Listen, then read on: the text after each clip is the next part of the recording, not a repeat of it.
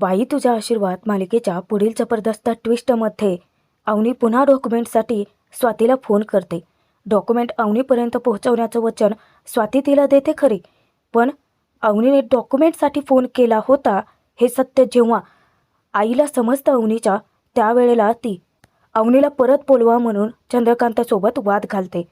अवनीला देशपांडेंच्या घरी परत बोलवण्यासाठी आता स्वतः अवनीच्या आईने एक जबरदस्त युक्ती योजली, तीही स्वातीला हाताशी घेऊन.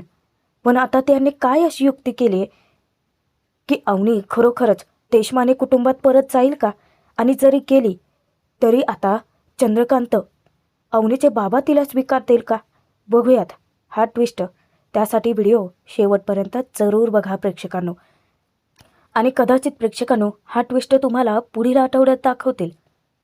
तर होतं असं की सर्वच जण जिकडे तिकडे आपापल्या कामानिमित्त गेलेले असतात बाहेर. अवनी एकटीच घरात असते. अवनीला आता एकटीला इतकं बोर व्हायला होतं. इतक्यात अचानकच घराच्या लाईट्स पण जातात. अवनी प्रचंड घाबरून जाते. तेव्हाच अण्णा तिथे येतात आणि अण्णा आल्यानंतर सुरुवातीला अचानकच अवनी डचकते, घाबरते. पण अण्णा आहेत म्हटल्यानंतर ती थोडीशी शांत पण होते. अण्णा मस्त आपल्या धुंदीत असतात, गाणं गुणगुणतात. तेव्हा जरा अवनीला बरं वाटतं. पण नंतर अवनीला इतकं अनकम्फर्टेबल वाटत असतं, इतकं ऑकवर्ड, कारण अण्णा त्याच्या समोरच बसून दारू प्यायला लागतात. तेव्हा जरा अवनीला थोडंसं विचित्र वाटतं. अवनीने तिच्या फोनची टॉर्च ऑन केलेली असते, पण आता घरात देवासमोर दिवा लावणं तर मस्ट आहे ना. त्यातही आता रात्रीची वेळ होती, कोणीही दिवा लावलेला नव्हता. अवनीच्या लक्षात येतं. अवनी काड्यापेटी शोधते, पण तिला कुठे सापडतच नाही. म्हणून ती अण्णांकडे चौकशी करते. अण्णा तिला काय देतात माहिती आहे? आरती लावण्यासाठी लायटर, सिगरेट ओढण्याचं. तेव्हाही अवनीला खूपच विचित्र वाटतं. आता अण्णा तिच्या समोरपासून आता दारू पितात म्हटल्यानंतर तिला ते काही पाहवत नाही, म्हणून ती थोडंसं बाहेर येऊन थांबते. इतक्यातच राजा आणि धन्या येतात. राजा गाडी घेऊन येतो. अवनीला असं उभं राहिलेलं पाहून तो विचारतो की तुम्ही इथे का थांबलात घरात? अवनी सांगते की ते लाईट्स गेले होते ना, त्यामुळे. राजा विचार करतो की लाईट्स कशा गेल्या? इतक्यातच लाईट्स येतात. तेव्हा धन्या सांगतो की राजा ती बघ लाईट आली. राजा विचारतो की अच्छा, म्हणजे तुम्ही घरात घाबरून बाहेर आलात का? अहो पण घरात टॉर्च, मेणबत्ती काहीतरी असेलच की. अवनी सांगते की शोधून पाहिलं पण मिळालं नाही.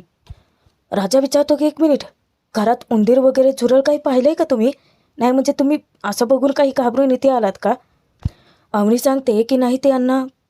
राजा विचारतो की अण्णा? इतक्यात अण्णांच्या गाणं गुणगुण्याचा आवाज ऐकू येतो. आता धन्या सांगतो की राजा अण्णा घरातच आहेत की.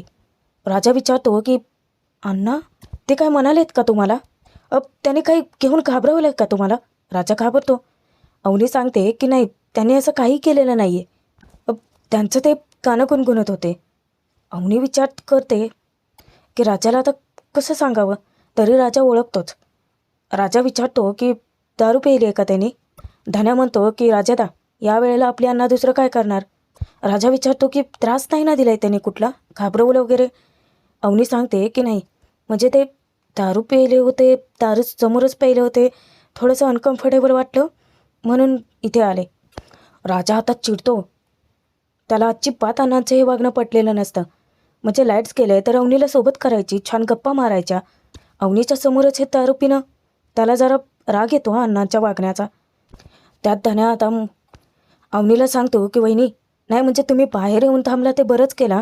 आमच्या अण्णांना दारू नाही पिले ना जरा गप्प असतात, पण एकदा का त्यांनी टाकले आणि आमच्या अण्णा टल्लीन झाले की ते काय बरळतील सांगता येत नाही.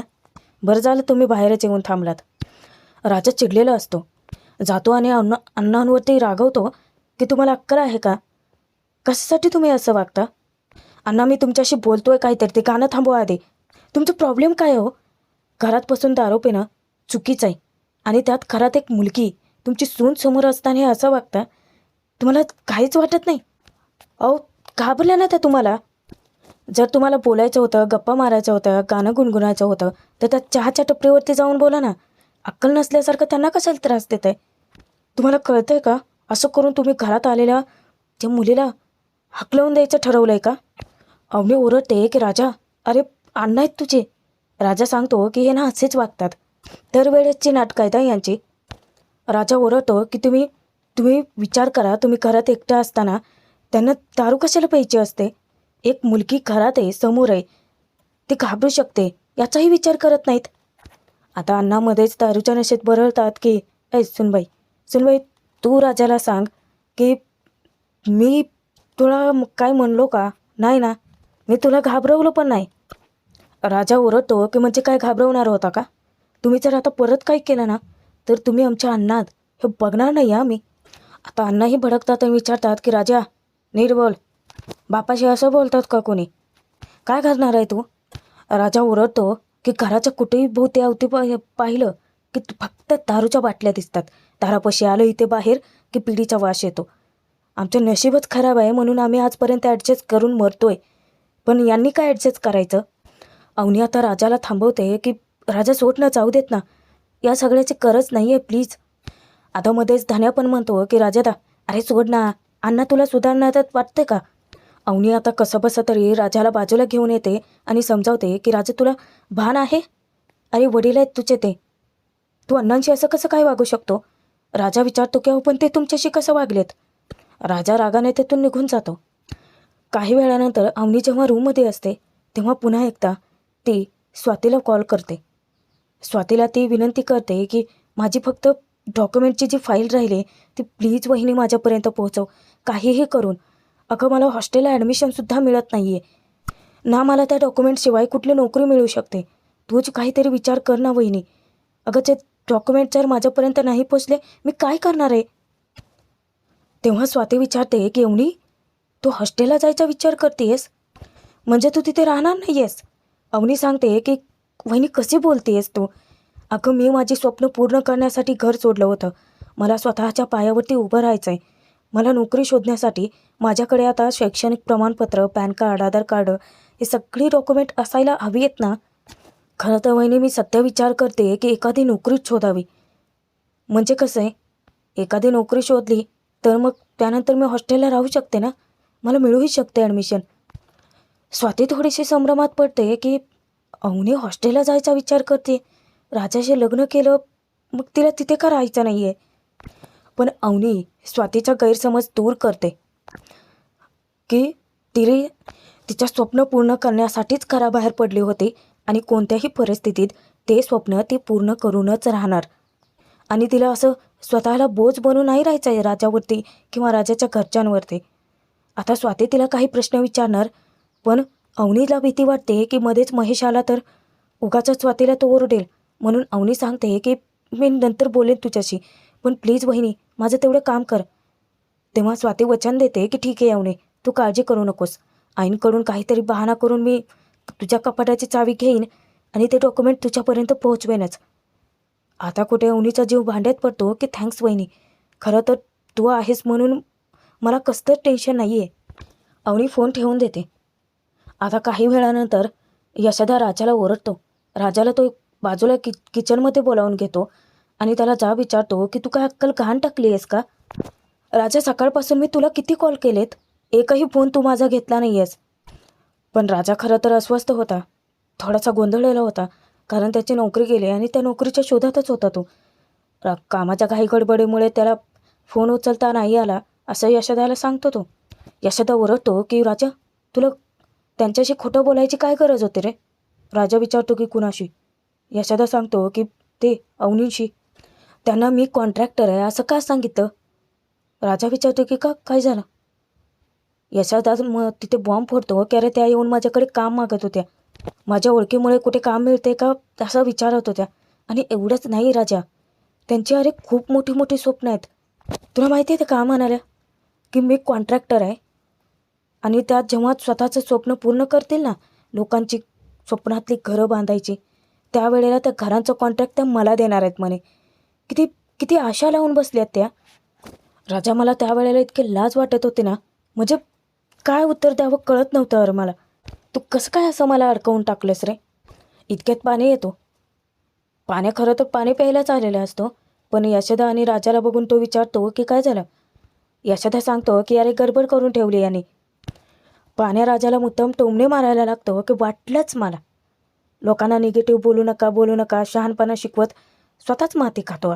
आता काय गडबड केली यानं?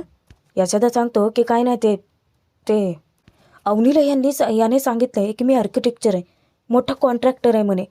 अरे मी तर साधा मिस्त्री आहे, गवंडी काम करतो. आता त्यांना हे कळलं तर काय वाटेल.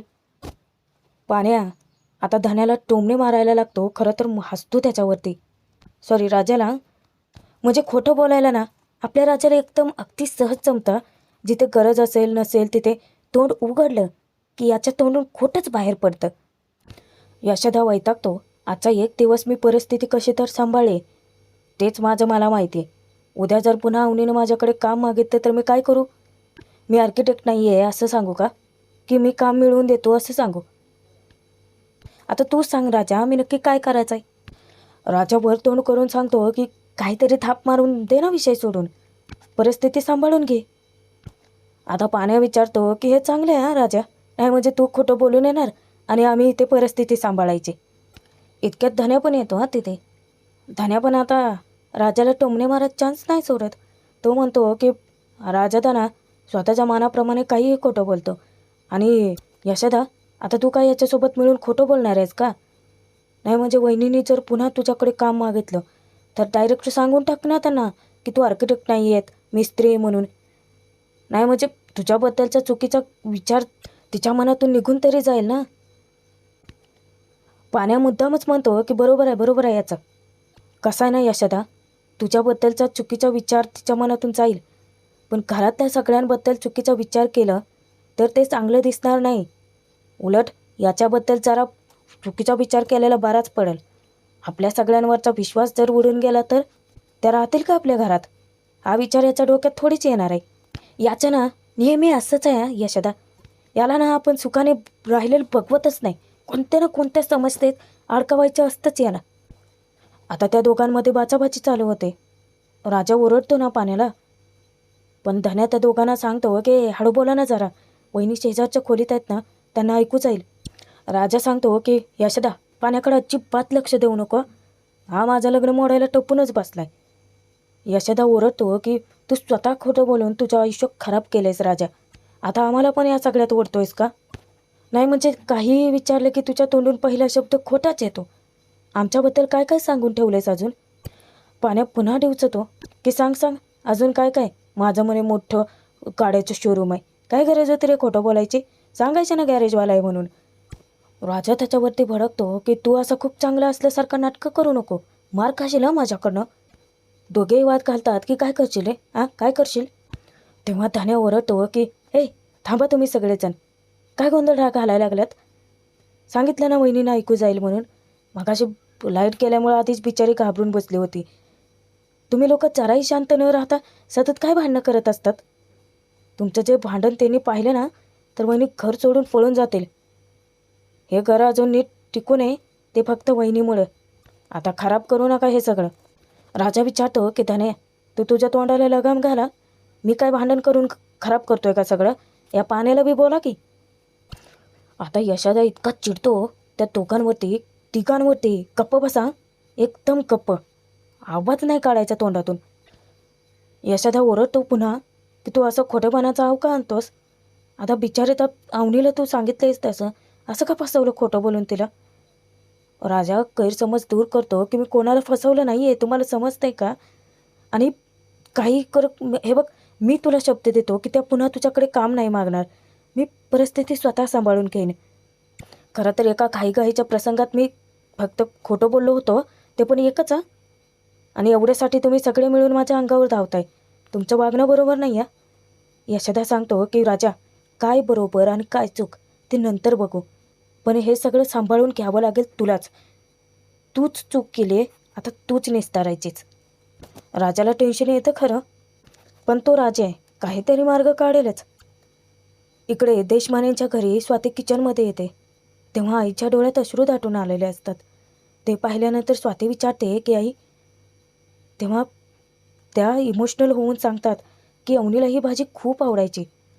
आता स्वयंपाक करताना पण तिची आठवण येत राहते. नीट जेवत असेल का, नीट झोपली असेल का, काय करत असेल, काहीच समजत नाही आहे. अवनीला आठवण येत नसेल का ग आपली? बाबा बोलले, पण आईचं काळी शांत नाही ना बसू शकत अगं स्वाती. तिला एकदाही मला फोन करावासा का नाही वाटला? स्वातीला न राहल्याने स्वाती सांगून टाकते की आई, मला अवनीने फोन केला होता. तेव्हा आई आश्चर्यचकित होते आणि म्हणते की काय, तुला फोन केला होता? काय म्हणाली ती? बरी तर आहे ना ती? त्या कुटुंबाचा विचार केला ना तिच्या, की मला खूप भीती वाटते. अवनीची खूप काळजी वाटते. तिथे काही प्रॉब्लेम वगैरे आहे का तिला? ती ती अडचणीत वगैरे आहे का काही? तिच्या आईचं मन तिला स्वस्थ बसूच देत नाही. स्वाती म्हणते की खरं तर तिथे काही प्रॉब्लेम आहे की नाही हे तिने मला स्पष्ट सांगितलंच नाही आई. पण ती असं मला म्हणाली होती की ती तिथे आता राहणार नाही. आई आश्चर्याने विचारते की तिथे राहणार नाही? याचा अर्थ काहीतरी गडबड असेल ना स्वाती? आपली आपली अवनी संकटात तर नसेल ना? ती घाबरते. तेव्हा स्वाती समजून घालते की आई असं काहीही नाही आहे. हे बघा, ती खूप नॉर्मली खूप छान बोलली माझ्याशी.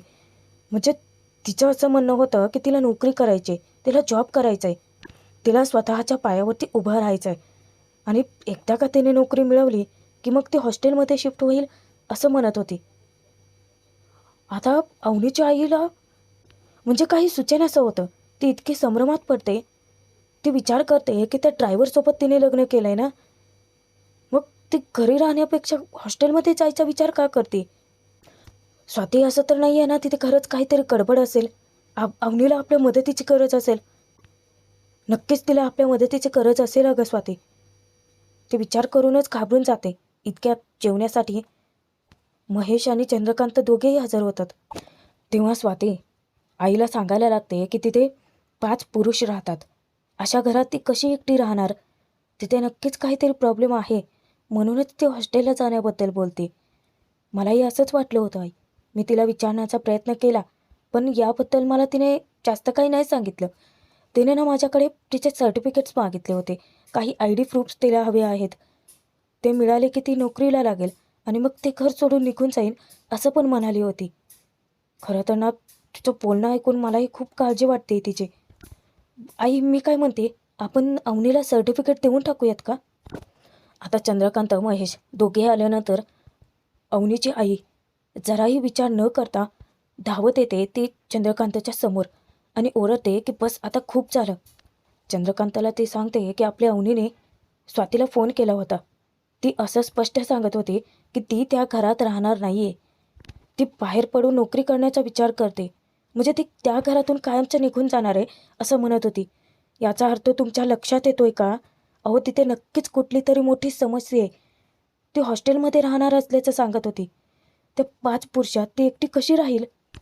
आता तिथे चंद्रकांत संतापतात. ते म्हणतात की हे बघा, तुमचा राग आधी बाजूला ठेवा. यापुढे तिने तिथे त्रास सहन करायची काहीही गरज नाही आहे. आपण तिला लगेच इकडे परत आणूयात. आता महेश स्वातीलाच ओरडतो की स्वाती, मी तुला सांगितलं होतं ना अवनीशी बोलायचं नाही म्हणून. आई महेशला ओरडते की महेश, आता तो मुद्दा नाही आहे. अरे, स्वातीशी बोलली म्हणूनच आपल्याला समजतंय ना की आपली मुलगी तिथे किती त्रासात आहे. आधी आपण या घरात परत आणूया. ती आल्यानंतर काय करायचं याचा विचार करूया. अवनीच्या बाबतीत तुम्ही जो निर्णय घ्याल तो मला पुन्हा मान्य असेलच, पण आधी माझ्या मुलीला तुम्ही घरात आणा. अवनीसाठी आईचं काळीज इतकं तुटतंय, ती रडते पाहून चंद्रकांत पुन्हा संतापतात.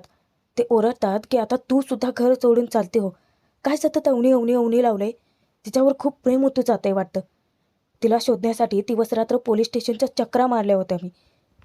पोलीस स्टेशनमध्ये तिच्यासमोर भीक मागितली मी. हात जोडले, कयावया केलं तिच्यासाठी. पण तिने माझी जराही किंमत न करता त्या ड्रायव्हरचा हात पकडून उभी राहिली, त्याच्या मागे थांबली. माझ्या डोळ्यात देखत त्या ड्रायव्हरसोबत लग्न केलं तिने. त्या क्षणी माझ्या मनाला काय यातना झाल्या असतील याची जाणीव आहे का तुम्हाला? आणि आता तुम्हाला तिचा फक्त त्रास दिसतोय, त्यावेळेला माझा त्रास नाही कळला. तेव्हा आई सांगते की तिने जे काही केलं ते चुकीचंच होतं, मी मान्य करते. अहो, पण आपण तिला असं नशिबावर तिच्या सोडून नाही ना देऊ शकत. आपली मुलगी आहे ना ती.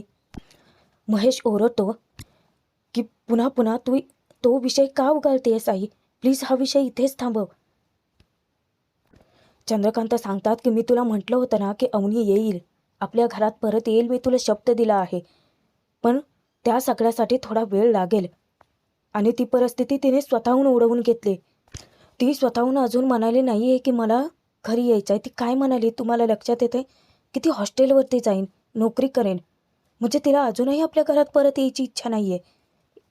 त्यावेळेला आई संतापते, कारण चंद्रकांत अजूनही ऐकण्याच्या मनस्थितीत नाही आहेत. म्हणून त्या धमकी देतात की जर माझी मुलगी या घरात परत आणली नाही तर मी सुद्धा जिवंत राहणार नाही, मी संपवून टाकेल स्वतःला. महेश स्वातीच्या काळजाचा ठोकाच चुकतो. तेव्हा चंद्रकांत रागाने तेथून निघून जातात आणि पायऱ्यावरती जाऊन ते सांगतात की अवनी या घरात परत येईल, तुम्ही काळजी करायची गरज नाही आहे. आणि तो त्याच्या रूममध्ये निघून जातो. स्वाती कसंबसं तरी आईला खोलीत घेऊन जाते. अवनीसाठी त्या इतक्या रडत असतात की स्वाती आता थांबवते, त्यांना समजावते की तुम्ही असं रडू नका ना आई. तेव्हा आई सांगते की स्वाती मग काय करायला हवं आहे मी?